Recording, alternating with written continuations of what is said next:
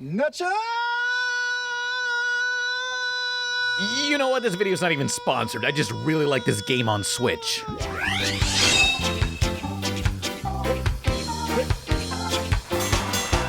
Yet again, this is every Nickelodeon movie reviewed in order of release. It's Juice and Jam time. 10 long years is quite a price to pay.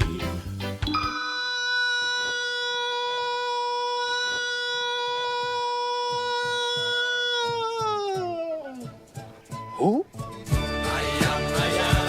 Here it is. I'm proud I am. It's the best movie ever. Religious. Finally, a movie I wish the Spanish teacher would play when the Selena DVD is scratched. Nacho Libre from 2006, produced by Jack Black and Mike White. Both light and darkness unite within Earthrealm to craft, so far, the best Nickelodeon film on this list. I'd say it's my favorite Jack Black movie, but Be Kind Rewind exists. Nacho is a film that gets me a little too emotionally invested about Jack Black playing a monk who wants to help his orphanage. To do that, he moonlights as a wrestler earning money for the kids, but alas, wrestling is forbidden by the church, so he must be secretive. That premise may sound familiar, as that origin is shared with the likes of King from Tekken or the animated short Kick Heart. Well, they're all based on a real-life priest, Fray Tormenta, who secretly wrestled for his orphanage for 23 years until retiring from wrestling in 2000. While at first seen as sacrilege, people learn to respect his own ways of following his religion. When Father Tormenta takes a beating, his fans get into the act, defending him. Nacho Libre is loosely based on Tormenta. Loosely based. Nacho doesn't turn to religion and goes clean after a drug-induced hallucination, unless there's an uncut DVD I don't know about. This movie is so clearly from the same director as Napoleon Dynamite, Jared Hess. I love Napoleon's humor, but it's definitely not for everyone. If one of your complaints was Napoleon didn't have a plot, then Nacho fixes that. It sits on a fine line between feeling like it's from the same director, but different enough to not be a rehash, and having a more typical Hollywood structure. You still got that awkward dry humor that I feel influenced modern shitpost humor.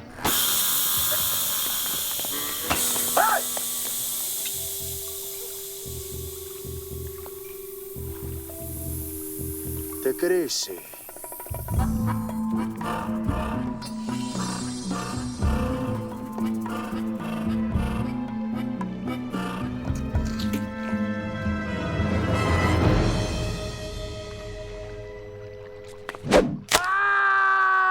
Awkward pauses really make this thing funnier than it should, and maybe the movie was shot on an older camera lens or my copy was just crappy, but there's a lot of grain and blur on the screen. It really gives off a rustic and timeless feel with the lack of technology. On the contrary, Nacho was ahead of its time. Before the movie premiered, Jack Black uploaded several behind-the-scenes vlogs called Nacho Libre Confessionals. These were released as video podcasts on iTunes back when hardly anyone did podcasting, making this the #1 podcast in its day. And so I am, as it's sometimes said in Mexico, un güero. See, güero? Güero. Looking back, these dragged on forever, but there are some funny stories, like when Jack Black had raging diarrhea during the final shot of the film, or when his PSP got stolen behind the scenes. There was a massive search for the PSP, I guess. Did everyone stop working for a minute and everyone just looked for the PSP? We had a lockdown for a half hour. Everybody looked for it. Everyone was strip searched. At least he still has that original bulky Nintendo DS. Nintendo DS, that's all I got! Ah! You, sir, just threw away a perfectly good copy of Metroid Pinball. Check out my OC. Ooh. Off topic here, I just realized the co-producer Mike White was, this guy in this movie called Chuck and Buck. Like one of those games where you stick your dick in my mouth and I stick mine in yours. Chuck and Buck, suck and fuck.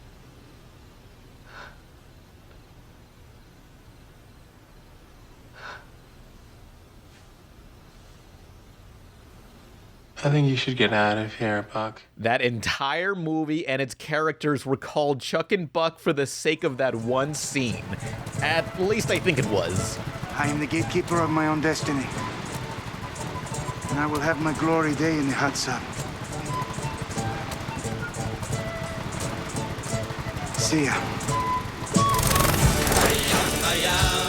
Nacho Libre premiered right when Napoleon Dynamite was that one movie everybody was quoting. Thus, Nacho did very well in theaters, yet no sequel to Nacho. Since the film's release, and as of 2018, Jack Black has always wanted to do a sequel. Producer Mike White gave out a vague idea to have Nacho go to Japan, and that's all that's been said. But Paramount never approached director Jared Hess to fulfill that. I wouldn't expect much from a comedy movie sequel made long after the first, but if Jack Black still wants to make it, maybe there's something to it.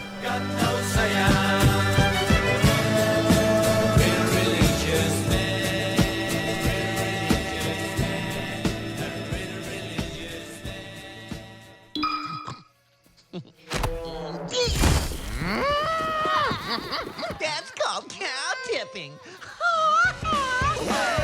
Back on the farm where it's born in the barnyard where it's grown. Anyone who says they hate country music never listened to Barnyard soundtrack. This 2006 film is animated by O Entertainment, known for Jimmy Neutron, which was a massive success, and The Ant Bully, which was a massive bomb that killed their studio. Sad.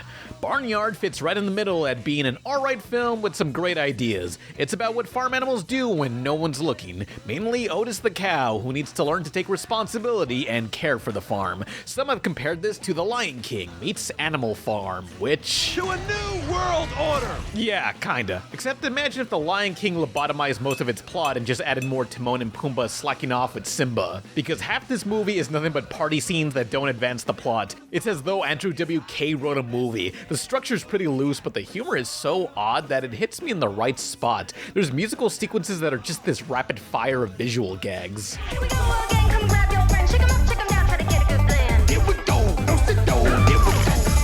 Put your holding tight. Hold 'em tight. And your hands on line.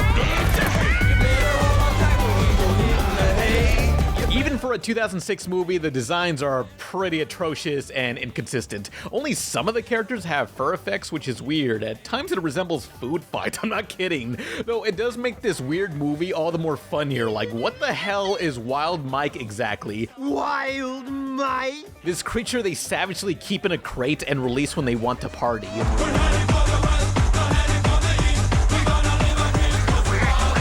So that's where they've been keeping the Honeycombs mascot. What was the plot again? Oh yeah, Otis has to take care of his farm to please his dad, Ben, the best character in the movie. He's portrayed by Sam Elliott, who's just so natural at playing this stoic father figure. The scenes he's in deserve to be in a better structured movie, and spoilers, mute your headphones for the next few scenes.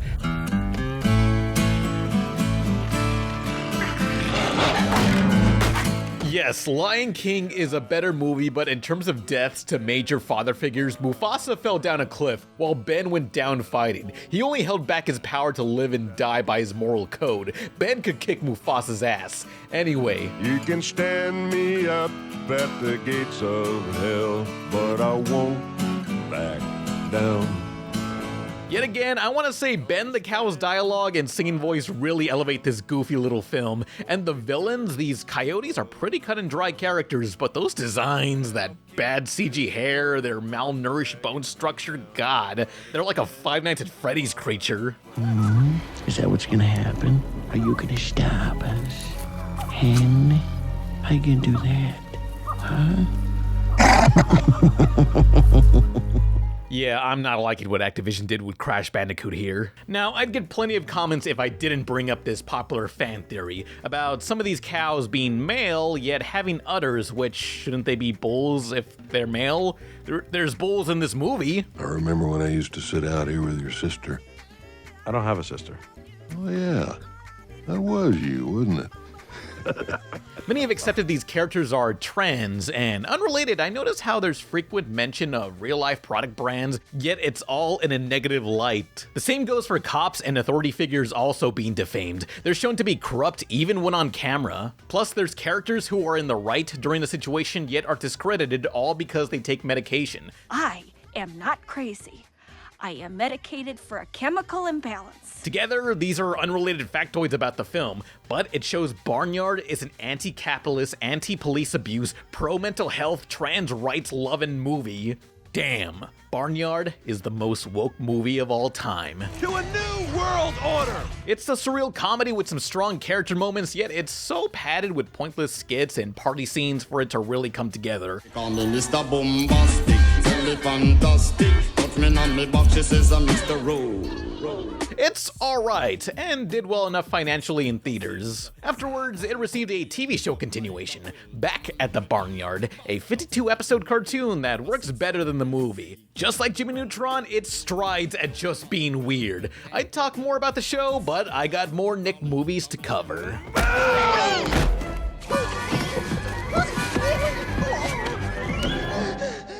That's called boy tipping!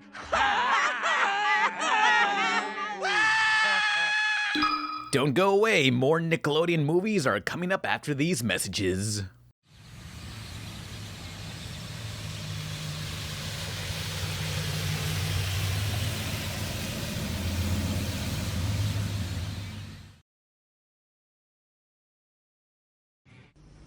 Hey, how's it going?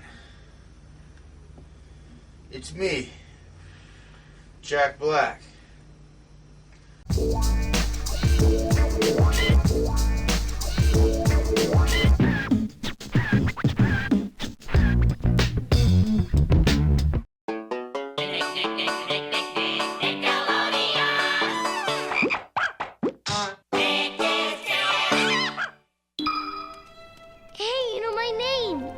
What's yours?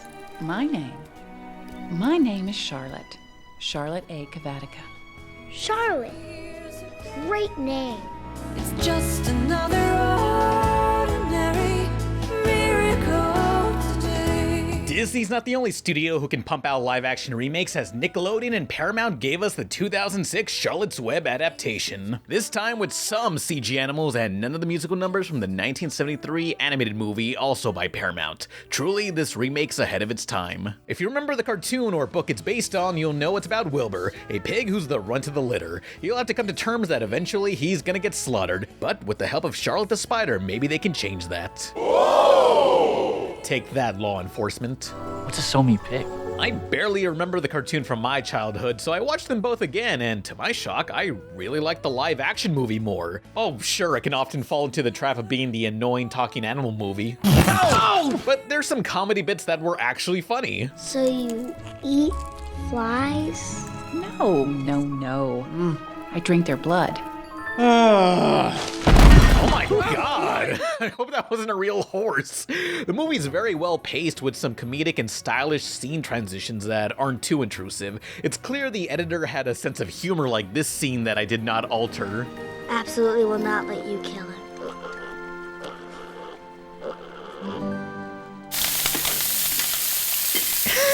And no doubt there's a bunch of celebrity voices like this rat, played by Steve Buscemi. But the real star is Julia Roberts as Charlotte the Spider. You remember Charlotte's design in the cartoon? She's got that cute pixie haircut. Well, here she is in live action. Okay, these days, after dealing with so many of these online freakouts over this stuff, right?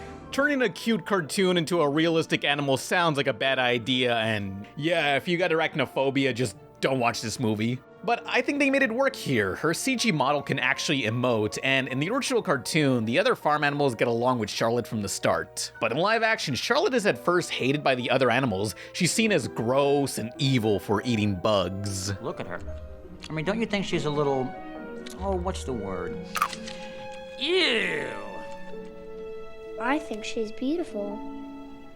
But they learn to accept what they see as disgusting as just part of nature too. There's a few moments that would be treated as nasty had this been any other movie, but the tone of the film gives it a whimsical feel, like, yeah, that's just how the animal kingdom works. It truly fits into the story's themes, and Julia Roberts gives such a compassionate voice to Charlotte. After watching this and the original again on the same day, I got more emotional from the live action movie. Plus, I've heard it's more accurate to the book, so maybe I should read that too.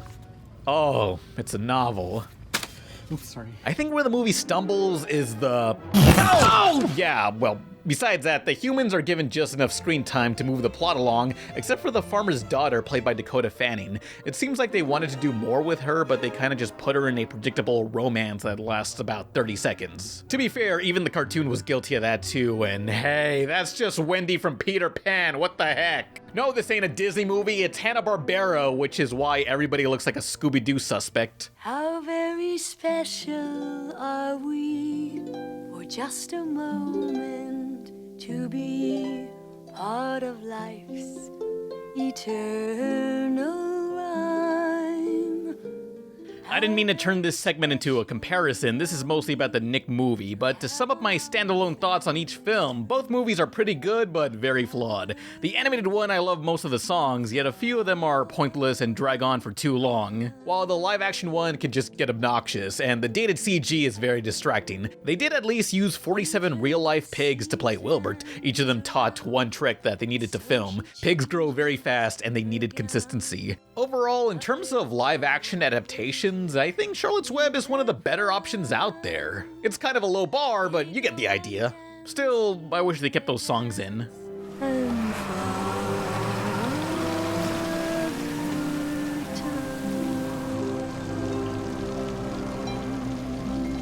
Bye, Fern. Hurry back.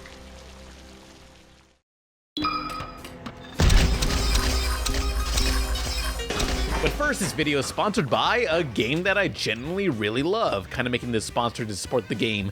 Okay, I changed my mind. I ain't even taking money from these sponsors. I just want this player base to grow. Hypercharge unboxed on Switch and PC. It's very reminiscent of all those Green Army Men Sarge's Heroes games I'd constantly seen Nintendo Power ads of. Hypercharge is a first-person tower defense game with toys brought to life. You platform and explore maps to find coins to build defenses, or collect batteries to give your base extra health. Then hope it's enough to defend your base against toy robots, squishy toys, or Beyblades.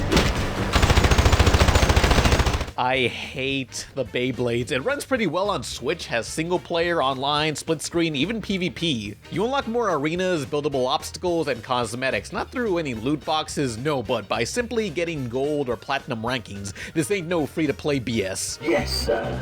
It's a small game made by 5 people that has some flaws and glitches, yet I still enjoy what there is so far, and I see a lot of promise in it. There's going to be free updates, more modes, bug fixes, improvements, voice chat, stages, and cosmetics. I really love any game where you play as a shrunken character in a massive world full of fictional packaging, so I highly recommend Hypercharge Unboxed. Also, please stop asking the developers on their official Hypercharge Discord when exactly the updates come out. Nintendo takes a while to approve patches.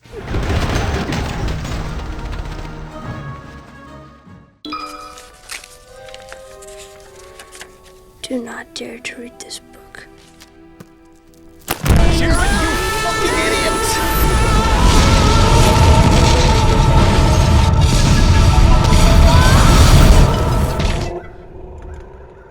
Fuck was that? Why, it's yet another kid's book adapted to film to catch the Harry Potter demographic.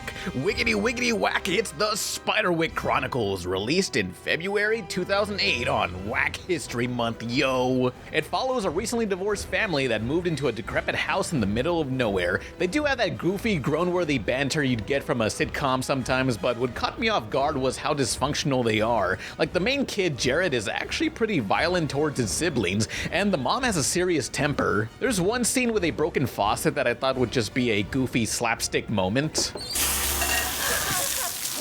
But then she started to sob at the situation her family's in. No one here is inherently bad, they're just, you know, going through some trouble. I didn't expect this movie to grip me like this. But you wanna see a fun fantasy film, right? Well, in this old house, these kids, which include a pair of twins, find a book archiving strange creatures the town doesn't know about. Here they uncover the SpiderWick Chronicles, now on DVD. With this book, Jared and his siblings can see the invisible creatures that want to either protect or steal the book containing dangerous spells. Oh snap, it's a Krogan. All these CG creatures don't always blend in with the environments, nor do they have the most unique of designs, but they're still very expressively animated. It looks really good for the time. Sure, they act goofy, yet during the action they're a legitimate threat. Like, the violence in this PG movie surprised me. God damn! Damn, there's some pretty tense moments. Several times I loudly cheered at the sight of these trolls getting slaughtered. It almost felt like a fantasy kids version of Attack the Block. It's a lot of fun, but I see those who read the books hate this adaptation. The movie condenses all 5 books into one movie while leaving out much of the 4th book. Visual representation. Which I can see that the film's a little too fast-paced. I kind of wanted more development from the goofy creature sidekicks. They're kind of reduced to exposition dumps and one-note jokes. We must shake on our alliance. Oh god, he's voiced by Seth Rogen, what the fuck? Squeezing the whole series into one film really feels as though there's so much left to see. On top of that, the main kid's acting was good, but a little rough. That's Freddie Highmore, a bit after the Tim Burton's Charlie and the Chocolate Factory movie. Which, I love how his filmography consists of fantasy kids movies and video games based on those movies. He does well here, but in real life he has a British accent, whereas in SpiderWick Chronicles he fumbles trying to speak with an American accent. What? You still think I took it? Yeah, Mal, you busted me. I took your medal, hid it here, and re-plastered the wall. Why does the kid sound like he's out of breath? I do gotta give him credit, as Freddy played his own twin by shooting each scene twice while talking to a tennis ball on a stick. And each twin manages to feel like 2 different characters. The SpiderWick Chronicles may not have a fully fleshed out world and is somewhat predictable, but it's still a pretty fun, brutal, sometimes tragic monster thriller for kids that I enjoy to this day. I'm surprised more people don't talk about it, but me gushing about lesser known stuff is a big part as to why I make these videos. So reader, beware. I beseech you, beware. Don't you want a rematch? Luchadores estupendos! Just like Jack Black in the Nickelodeon movie Nacho Libre! These luchadores are amazing! Available for a limited time! They can scrape gum off a shoe! Increíble! They make great bookmarks! Fabuloso! They can pick your nose! Fantástico! They can even fly! Magnífico! For a real luchador, check out Nacho Libre, starring Jack Black in theaters June 16th. Rated PG. What are you looking at, nut boy?